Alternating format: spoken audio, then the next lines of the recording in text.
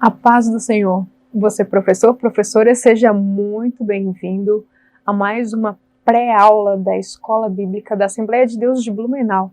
É um prazer muito grande estar com vocês mais um ano em mais uma lição que nós vamos estudar. Estudaremos aqui a lição dos juvenis, né? O tema que hoje é Miqueias, a misericórdia de Deus. Então nós vamos aprender um pouco mais sobre os profetas menores. Okay? Hoje, inclusive, Miqueias. Então, o que nós vamos fazer? Você que já veio aqui, já pode estar comigo, nós já podemos estar crescendo juntos em outras lições. Nós vamos fazer uma introdução que possa ser o mais rica possível aqui hoje, nesses minutos, para que você, junto com o nosso amigo Santo Espírito, que clareia a nossa mente da melhor forma possível para que nós possamos enxergar aquilo que não vemos e a profundidade, né, daquilo que o texto fala, ok? Então nós vamos fazer uma introdução rica aqui e você com muita capacidade, com muito tempo, com muita glória de Deus, com muita graça, você vai entender a misericórdia, né? Então os outros tópicos você pode declinar as suas ideias perfeitamente com a nossa introdução de hoje, ok? Primeiro, eu acho que é do seu saber nós fazermos uma introdução, então, aqui sobre os profetas menores, até se você não assistiu às outras lições, assistam todas, né? E se você veio aqui por acaso, então você já vai estar ciente um pouquinho sobre aonde é que Miqueias se encaixa no meio dos profetas menores, ok? Depois, nós vamos, você que tem de posse a lição, né, pegue-a, para que a gente possa então aqui esclarecer juntos. Se você tem de posse uma caneta, pegue, até para a gente vai citar alguns versículos que não se encontram na Bíblia, não se encontram aqui na lição, aliás, me perdoe, mas até para você saber que isso existe, que isso está na Bíblia mesmo e que isso tem coerência com todas as coisas que nós vamos falar aqui hoje, ok? Muito bem. Depois de uma leve introdução aqui, a gente vai entrar para a nossa lição, onde nós vamos falar aqui do nosso texto base, que se encontra em Hebreus. Vamos falar sobre os objetivos da lição, que vai clarear muito a nossa mente. Né? Esses objetivos da lição, ele vai trazer algumas partes práticas, porque nós temos de entender, nós precisamos estudar no domingo, mas tudo aquilo que nós estudamos e passamos para os nossos alunos precisa ser prático na segunda e todos os dias. Então nós precisamos guardar isso no coração, nos tornar, para que na segunda-feira isso pode ser visto através de nós, ok? Então a gente vai separar algumas partes práticas da lição para juvenis. Mas você, professor, professora, guarde isso no seu coração também, ok? Bom, a gente vai passar aqui pela parte introdutória, que está aqui, vamos citar também, e por fim, nós vamos avaliar um pouquinho a leitura bíblica em classe. Essa é uma parte que eu sempre gosto de fazer com você, que é nós lermos, entender um pouco o que o texto diz, para que então você possa continuar. É claro que a gente pegou uma parte final de Miqueias aqui, que é o capítulo 7, mas nós vamos entender, porque os últimos versículos falam sobre a misericórdia de Deus. Amém? Então vem comigo e hoje nós vamos clarear um pouco a nossa mente sobre os profetas menores. E perceba, eles não são menores porque fizeram coisas menores. Mas ao meu ver, apesar de o conteúdo ser pouco, sabe aqueles perfumes que o frasquinho é pequeno, mas o perfume é bem compacto, e uma borrifada já é o suficiente? É mais ou menos assim que é os profetas menores, ok? Então, o conteúdo deles é compacto, mas ele é tão eficaz quanto. Então, nós vamos entender isso, porque nós trazemos isso ainda para os dias de hoje. Eu vou precisar ler algumas coisas que eu separei, né? Minha mente lá não é tão boa, apesar de eu ser jovem, eu esqueço muito das coisas, então eu separei várias coisas. E então me ouça quando eu estiver lendo, e eu vou tentar ler o mais devagar e o mais claro possível algumas coisas, ok? Então, sobre os profetas menores, eles se dividem em 3 grupos através aí da história deles. Então, nós temos os profetas de Israel, que é Jonas, Amós e Oséias. Nós temos um grupo 2, que são os profetas de Judá, que é Obadias, Joel, Miqueias, o qual nós vamos estudar, né? Então, os profetas de Judá, o Reino do Sul, vamos ver um pouquinho mais isso para frente, para não ficar muito embaralhado na mente de vocês. Naum, Abacuque e Sofonias. E nós temos um grupo 3, que são os profetas do pós-cativeiro. E esse é Ageu, Zacarias e Malaquias, né? Então, na maior parte, os profetas cumpriram gradativamente, né, as profecias, e as orações dos profetas focalizavam 4 fases da história, né? Que fases eram essas? Vamos ver. Nós temos, então, os dias, né, do profeta. Nós temos um futuro próximo, que era o cativeiro e o retorno. Nós temos também um futuro mais distante, que era Cristo e a sua vinda do Messias. E nós temos o dia do Senhor. O dia do Senhor é tribulação, milênio, juízo, novos céus e nova terra. Então, as profecias e as orações dele se baseavam nesses 4 setores, vamos dizer, né? Era tudo bem distribuído e bem separadinho, ok? Bom, e como em toda a Bíblia, as declarações dos profetas menores permanecem ainda hoje, né?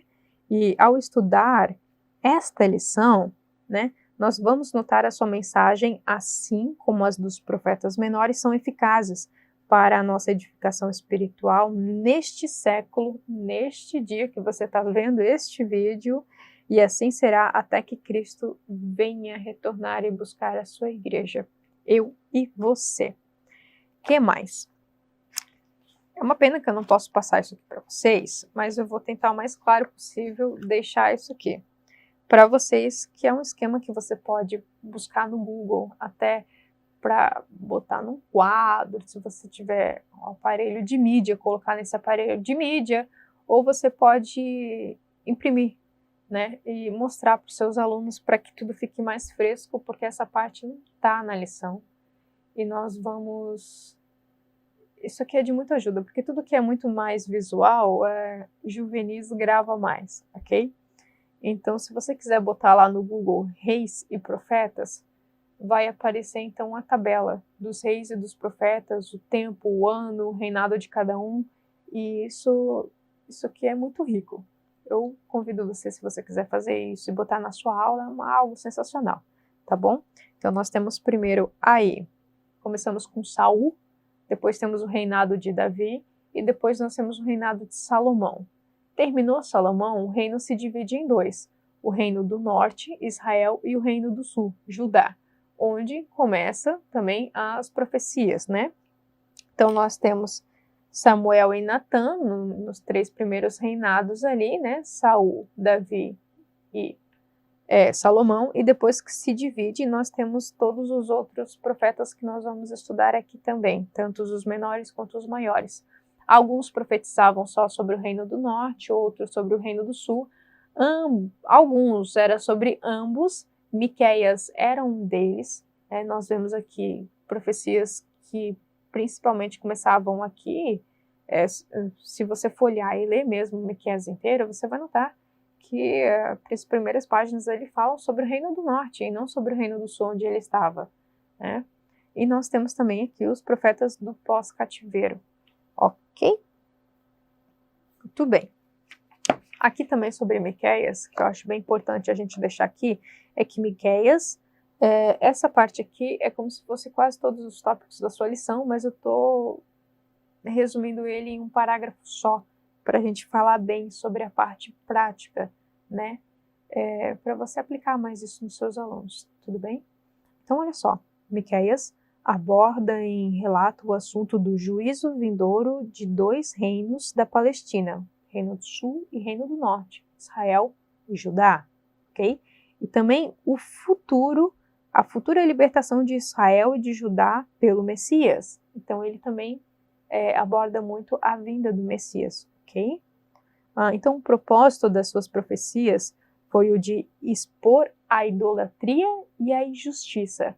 A idolatria e a injustiça é praticamente um tópico da sua lição. Vai falar muito sobre a prostituição espiritual na sua lição. Prostituição espiritual é a idolatria e a injustiça, ok? Do povo, e mostrar o direito que Deus tinha de julgá-lo, incentivando assim a abandonar as práticas pecaminosas e a voltar o seu Salvador, o Senhor. Abandonar a prática pecaminosa se chama arrependimento. Você se arrependeu? Você abandonou. Agora voltar ao Senhor, isso aqui é graça e misericórdia de Deus. Então quando você abandona, quando você se arrepende, você consegue enxergar por graça a misericórdia que Deus teve com a gente. E nós vamos falar isso nessa lição, ok? Então, o livro de Miqueias divide-se em 3 partes e todas começam com a palavra ouvir. Então, a primeiro ouvir que a gente encontra está ali já no capítulo 1, verso 2. O segundo ouvir está no capítulo 3, verso 1. E o terceiro ouvir no capítulo 6, verso 1 também, ok? Eu acho que isso era muito do seu saber. Isso agrega muito, qualquer parte que a gente possa colocar para agregar o nosso conhecimento é fundamental, tudo bem? E agora nós vamos passar mesmo para a nossa lição. Muito bem, Miqueias, a misericórdia de Deus, né? Nós temos aqui, já na nossa lição 7, que trata aí sobre os profetas menores, então, falando sobre Miqueias, se você não leu as outras lições, eu convido você a ler todas, né, não só uma. Está na nossa lição 1, né, já folheando a nossa lição aí para conhecer, quem não conheceu. E eu vou ler para você, que você não tem de posse uma lição, você que está só assistindo esse vídeo para agregar o seu conhecimento, eu vou ler para você. Lá na nossa lição 1, no capítulo 9, fala uma introdução sobre todos os profetas. Né? E aqui nós temos uma lição, uma introdução sobre Miqueias também. Vai dizer assim, ó, seu nome significa quem é como Jeová em algumas Bíblias, né? Ou quem é como o Senhor em outras traduções, ok? Não, era um homem simples, de origem camponesa, mas um profeta destemido que possuía uma confiança inabalável em Deus. Nós vamos ver mais sobre essa confiança inabalável em Deus aqui também no decorrer da lição, ok? Mas no nosso texto e leitura em sala. Muito bem? Então, Deus trabalha na simplicidade, então ele chamou aqui alguém simples de origem camponesa. Deus não tem problema nenhum com o lugar ou a origem de ninguém, pois a quem aquele ele escolhe, ele capacita, né? Porque o lugar mais seguro que nós podemos estar neste mundo é o centro da vontade de Deus. O centro da vontade de Deus, ele é perfeito, ele é bom e ele é agradável. E também no centro da vontade de Deus nós temos proteção, nós temos provisão, nós temos força, nós temos resiliência e todas as outras coisas as quais nós possamos precisar. Quer estar no lugar mais seguro do mundo? Esteja no centro da vontade de Deus. E não se preocupe de onde você veio ou a profundidade que você tem. Sempre se lembre e deixe muito claro isso para os seus alunos, que aquele a quem Deus escolhe, ele o capacita. Chamou, capacitou. Amém? Então aqui nós vemos que Miqueias possuía uma confiança inabalável em Deus. Fé.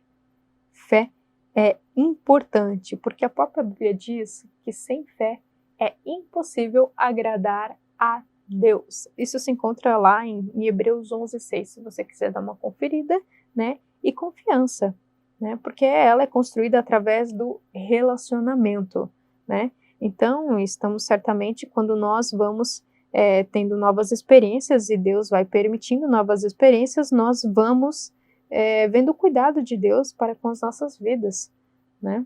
Então a nossa fé, ela vai se solidificando cada vez mais e nós vamos confiando cada vez mais, né? E os problemas que nós tínhamos tanto hoje quanto no passado, eles vão ficando pequenininhos, porque nós aprendemos a confiar. Então, nesse sentido, é saudável você olhar para trás para enxergar a misericórdia, o cuidado que Deus, aliás, teve com você através de todos os tempos. E aquele que prometeu estar com você hoje, prometeu também estar com você todos os dias, até a consumação dos séculos ou até que Cristo venha para você antes, né? Então, nesse sentido, é saudável você dar uma rebobinadinha para trás, para enxergar aquilo, para enxergar a misericórdia de Deus com você, né? Então, a gente passa aqui também para os objetivos da lição, que é muito importante. Os objetivos da lição, eu escrevi todos eles, né? Sempre transformando eles em uma parte prática. Então, se você tiver de posse uma lição, eu convido você a escrever na sua lição também, no rodapé da sua Bíblia, ou principalmente você guardar no coração, que é algo importante que eu tentei resumir bastante, para se tornar bem sólido, mas bem prático também. E nesses objetivos aqui eu dou uma parte prática, para que você possa passar para os seus alunos e para você também. Então, como nós vamos ler algumas coisas as quais eu anotei, eu convido você que me ouça, principalmente, ok? Então, como os objetivos da lição, aqui na sua lição, e você que não tem de posse a lição, não tem problema nenhum, ok? Lembrando que o nosso material fundamental é a nossa Bíblia. Se você tem uma Bíblia, você tem todo o material. E se você tem um relacionamento com o Espírito Santo, você tem um ótimo professor, não se esqueça disso. Mas voltando para os objetivos da nossa lição, o primeiro objetivo é associar o julgamento como exercício de amor. Como assim, Jennifer? Julgamento como exercício de amor? Julgar não é punir? Como pode ser amor? Lembra-se que Deus julga aqueles a quem Ele ama. Perceba que a disciplina do Senhor sempre tem como alvo ao arrependimento, e havendo arrependimento vai haver restauração. Então, arrependimento, restauração. Já temos 2 pontos incríveis. Arrependimento, restauração. Então, os livros dos profetas menores sempre têm a mensagem de juízo, sempre tem uma mensagem de juízo, contudo, sempre também tem, logo em seguida, uma mensagem de misericórdia e junto a promessa que se haver arrependimento genuíno, haverá restauração. Então, olha que legal. Juízo, nós enxergamos aqui a misericórdia de Deus. Perceba que o juízo de Deus é Ele abrindo os olhos para que as pessoas a quem Ele ama tenham uma nova oportunidade e saia da vida pecaminosa, né, das injúrias que a gente falou no começo da aula. É Ele dando uma nova oportunidade de tempo para essa pessoa se restaurar. Então nós temos aqui o juízo de Deus, a gente enxerga a misericórdia de Deus para essa pessoa, né? E para nós também. Perceba que Deus nos corrige o tempo inteiro, e isso deve ser visto para todos nós como um ato de amor. Então Deus nos corrige, nós vemos a misericórdia dele, que Ele dando sempre novas oportunidades.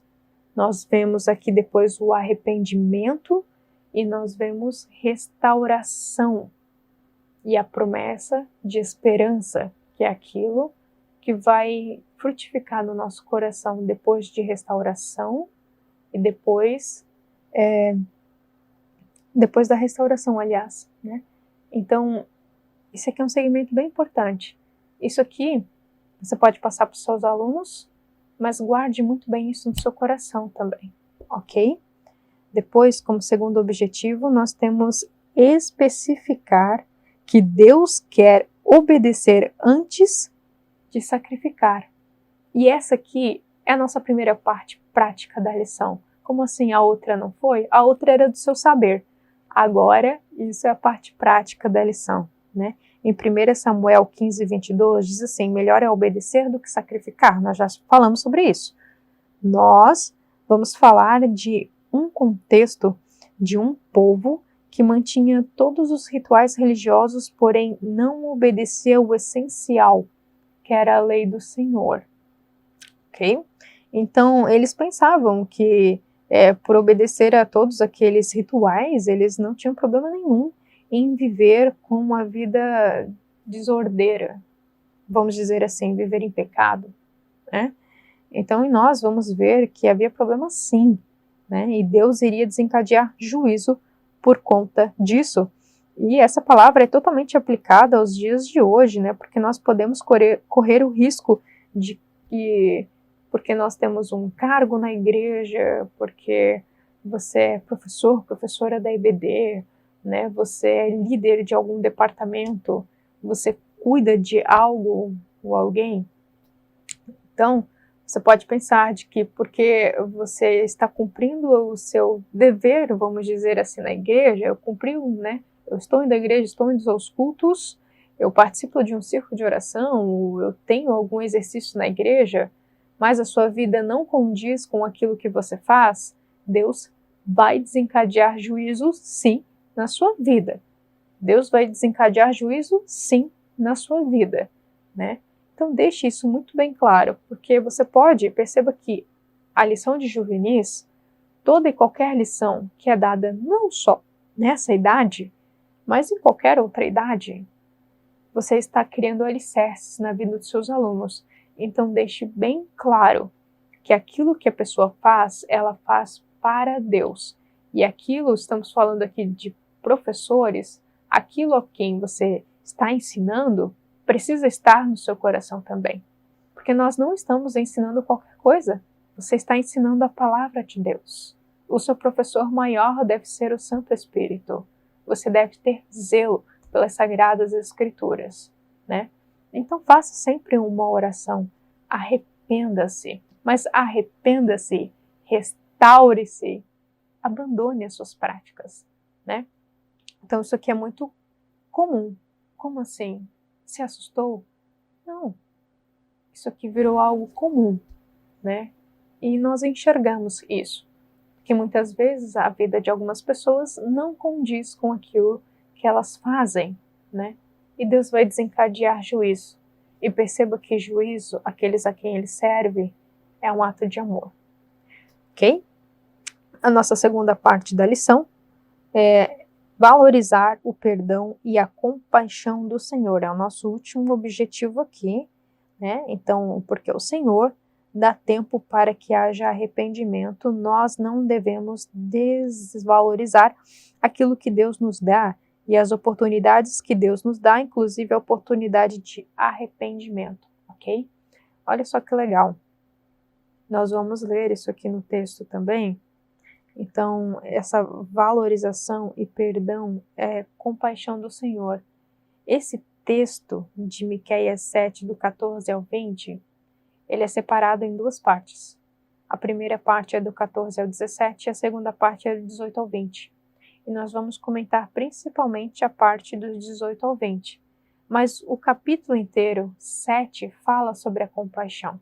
Fala sobre compaixão, ok? E perceba que se você tiver de posse a Bíblia, nós percebemos já no começo ali, ó, no verso 9, nós vemos Deus punindo Israel.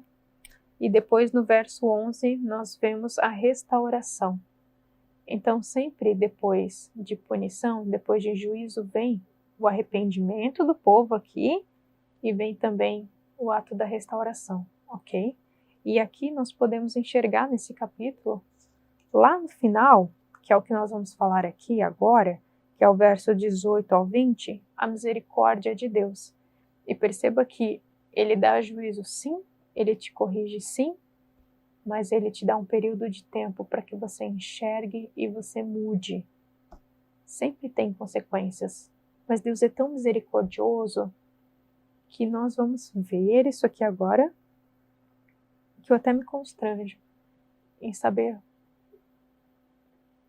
quantos benefícios ele dá pra gente, quantas coisas que não são palpáveis Deus nos dá que nós não percebemos. E a misericórdia é uma delas, de afastar todo o mal. Porque Deus afasta de si todo mal, porque Ele tem prazer na benignidade. Você que não sabe o que é benignidade, é que todas as coisas que Deus faz, por mais que aos nossos olhos sejam ruins, que às vezes é o juízo dele, Ele faz pensando no nosso bem. Então a raiz sempre é bondade, da benignidade, ok? Então Deus tem prazer na benignidade do seu povo, por isso Ele afasta todos os maus. E nós vamos ver aqui algum versículo, por isso que se você tiver aqui de posse uma caneta, vá anotando tudo que você puder, tá bom? Vai lendo tudo que você puder também em sala de aula. Tudo isso agrega para o nosso crescimento, para a nossa vida diária, ok? Muito bem. Ali na nossa leitura em classe, como a gente já falou, ela se divide em duas partes. E a última parte, que é do 18, 19 e 20, os versículos, fala sobre a misericórdia de Deus. E nós vamos ler aqui hoje. Se você tiver de posse uma caneta, anote, sublinhe, risque, ou colhe alguma coisa, ou só ouça. Amém? Então venha comigo. Quem, ó Deus, é semelhante a ti, que perdoa as iniquidades e que te esqueces da rebelião do restante da tua herança? O Senhor não retém a sua ira para sempre, porque tem prazer na benignidade. Foi o que nós falamos. Então, verso 19. Tornará a apiedar-se de nós e subjugará as nossas iniquidades e lançará todos os nossos pecados nas profundezas do mar. Se você tem uma caneta, essa aqui é a primeira parte que você vai sublinhar para conferir comigo. Então, olha ali, ó, sublinhe, subjugará até o final, das profundezas do mar. Então, subjugará as nossas iniquidades e lançará todos os nossos pecados na profundeza do mar. Se você quiser abrir comigo, conferir comigo, isso se encontra também em Salmos, Salmo 103, no verso 12. Eu já tenho aberto aqui, mas você pode abrir com o tempo aí na sua casa ou no local aonde você estiver, ok? Então, Salmo 103, verso 12 vai dizer assim, ó: quanto está longe o Oriente do Ocidente, assim afasta de todos as nossas transgressões. Se lembra daquele tempo que nós falamos que Deus dá para que nós nos arrependêssemos? Então, olha só que legal. Deus faz questão de afastar o pecado da gente para que a gente possa se arrepender, a deixar tudo para trás e continuar com uma vida de restauração, enxergar a misericórdia dele nesse período. Uma promessa, né? Uma promessa de esperança e salvação para nós, ok? Então, assim é como ele faz, né? E ali no verso 20, está dizendo assim: darás a Jacó fidelidade e a Abraão a benignidade que juraste a nossos pais desde os dias antigos.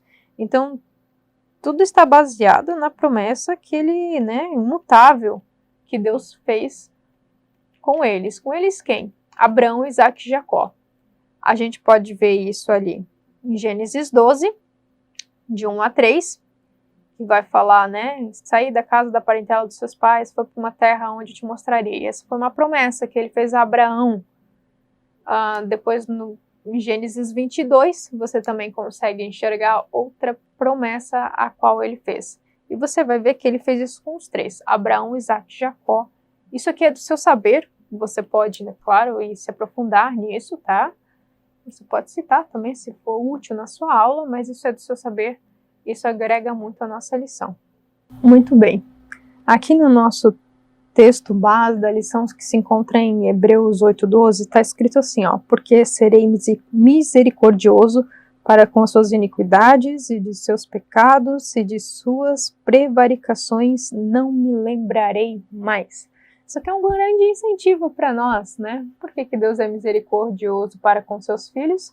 Seus filhos também devem ser misericordiosos, bondosos e compassivos para os seus próximos, né? E o fato de nós entendermos que Deus é misericordioso para com nós e nós sermos para com o outro, é de que nós primeiro entendemos a misericórdia de Deus, né? E nós entendemos principalmente a questão do arrependimento de Deus. Então, o arrependimento de Deus faz com que a gente enxergue a misericórdia. E porque nós entendemos isso, nós conseguimos fazer para com o outro. E a mesma coisa do outro para com o outro também. Então, eu até anotei aqui, né? A misericórdia é o entendimento de que nós também precisamos de misericórdia e de que nós também precisamos do perdão de Deus. Entender que você precisa faz com que você receba e transfira também para com o outro. Passe para o próximo, ok? Nada fica retido em você, esse é o segredo, né? Vou ter aqui uma observação também sobre esse texto aqui, é que algumas pessoas dizem que a misericórdia de Deus se renova a cada manhã. Bom, esse verso não existe nas Sagradas Escrituras. Eu nunca achei, né? Agora, a essência disso está nas Sagradas Escrituras e está ali em Lamentações 3, 22 e 23, que diz assim, né? A Bíblia diz que as misericórdias do Senhor são a causa de nós não sermos consumidos, pois elas não têm fim e se fazem novas a cada manhã, né? Você pode utilizar disso também. E é como se nós abríssemos os olhos cada dia de manhã, né? E olhasse, Deus dissesse assim pra gente, eu vou ser misericordioso para com a sua vida novamente. E novamente, e novamente, e novamente. Muito bem. E para encerrar a lição aqui hoje, nós vamos passar para o nosso pequeno texto que está na sua lição, que é a parte introdutória da lição. Sei que fizemos uma grande introdução aqui hoje, espero que tenha agregado muito ao seu saber e você possa guardar isso no seu coração. Mas agora a gente vai encerrar a aula então com a introdução da lição. A introdução da lição diz o seguinte: mesmo depois de saírem do Egito, os judeus ainda se submetiam aos julgos da escravidão. O apóstolo Pedro nos diz que somos escravos de tudo aquilo que nos domina. E estava dominado não por povos ou opressores, mas pela ganância e pela idolatria. Então, se lembra que nós falamos também no comecinho da aula sobre prostituição espiritual? Está na sua lição prostituição espiritual? Esse era um mal do seu povo. Então, eles eram escravos, ok? E eu botei até aqui uma observação, né? Então, escravo é aquilo que a pessoa não consegue ficar sem determinada coisa, e uma pessoa liberta, né? Liberdade é o poder de escolha. E quem é que é livre? Quem pode escolher, né? Então, aquele que diz, eu faço o que eu faço porque eu sou livre, mas eu não consigo ficar sem determinadas coisas, na verdade, essa pessoa não é livre, ela é escravo daquilo que ela escolheu guardar no coração dela, né, e continuar sem aquilo. Ela não deixou para trás, ok? Então, aqui está a nossa última parte prática, basicamente, da nossa lição, né? Então, a parte prática, para a gente encerrar a lição, ela é assim, ó. O único povo livre é o povo de Deus. E deixe isso bem claro para os seus alunos do começo ao fim da aula. Pois a liberdade é o poder de escolha. E nós podemos fazer, mas tendo graça para não fazer, né? Então, Deus desencadeou o juízo na sua vida, você se arrependeu, né? Você se reconciliou, você passou por uma restauração, né? Por uma promessa de esperança futura. Você passou por tudo isso, então você tem capacidade totalmente de escolher as coisas, as quais o nosso coração tem desejos enganosos, né? Você pode olhar para todas as situações da sua vida e você pode escolher, mas porque você é um ser restaurado, né? Você tem a capacidade, pela graça do Senhor e pela misericórdia de Deus, de dizer não. Não para essas coisas. Não para isso, porque isso vai futuramente desencadear algo ruim no meu futuro. Não porque isso não vai me trazer coisas boas. Sabe por que essa é uma lição prática para juvenis? Porque juvenis estão em período escolar ainda. Né? Você se lembra quando você estava nessa fase da sua vida? Eu me lembro. E funcionava mais ou menos assim. Você que é professor e vai passar isso para os seus alunos, pergunte isso para eles. Mas pergunte e ouça cada um, se for possível. Como que é a experiência de cada um? Até para eles se sentirem importantes dentro da sala de aula, é importante que você fale e pergunte com cada um deles. Eles se sentem mais presentes. Mas é nesse âmbito escolar, ou se já trabalha no âmbito corporativo, de perguntar para eles como é que é. Porque às vezes o mundo, às vezes não, sempre, o mundo vai barrar os seus alunos e ele vai perguntar assim, por que você está na igreja? Por que você está fazendo tal coisa? Você não pode fazer isso, você é careta, né? A igreja não permite, ou sei lá, toda determinada religião não permite que você faça isso, não permita que você faça aquilo. Você está perdendo coisas boas da sua vida, você está perdendo coisas excelentes que você pode viver da sua vida, que você só pode viver nesse tempo porque você está lá. Será mesmo que você... Pergunte isso para o seu aluno. Será mesmo que ele está perdendo coisas boas? Ou será não? Ele está desencadeando bênçãos na vida dele. Deixe bem claro para os seus alunos e para você também, professor, que às vezes pode ter uma dificuldade com isso, de que toda escolha que você faz para o reino de Deus, com muita graça, porque você sozinho não conseguiria isso. Você consegue porque tem graça de Deus envolvida aqui. E se você tem um Santo Espírito, nosso professor maior, te ensinando, te orientando, iluminando a sua mente, você deixa de perder preciosas bênçãos de Deus. Você está agregando para a sua vida. E deixe bem claro para o seu aluno que ele abandonando certas práticas, continuando, é algo vantajoso, é algo que agrega, é algo que talvez ele não enxergue agora, mas é Deus cuidando dele. Essa é a misericórdia que você pode passar para os seus alunos todos os dias. E peça para ele contar se alguém quiser compartilhar alguma experiência dentro da sala de aula. Porque eu passei por isso, A gente sabe que cada vez mais o mundo vai se estreitando seus maus e as idades vão diminuindo. Tinha coisas que na minha época eu não via, não tinha dentro da sala de aula e hoje tem. Então pergunte isso para o seu aluno. Deixe muito às claras que ele não está fazendo nenhum sacrifício à toa. Aliás, ele não está fazendo nenhum sacrifício. Ele está fazendo com prazer. E se ele ainda não faz, tente transmitir isso na sua aula, de que todas as coisas que nós fazemos é para agradecer prazerosamente aquilo que Cristo fez por nós na cruz. Amém? Essa era a nossa parte prática da lição. E para fechar aqui, a lição diz assim, descobrimos hoje que o Senhor observa todas as pessoas, dos seus filhos, até aqueles que acreditamos estar ocultos. Então, no tempo oportuno, Deus trará à luz todas as coisas e as julgará com justiça e misericórdia. Então, em 1 Coríntios 16, 6, verso 12, vai dizer assim, todas as coisas me são oportunas, todas as coisas me são lícitas, mas nem tudo aquilo me convém. E trabalhe isso com o seu aluno na sala de aula, porque é importante que ele enxergue também a misericórdia de Deus. Amém? Obrigada uma vez mais por estar conosco. E uma vez mais, releia todas as lições se você não viu.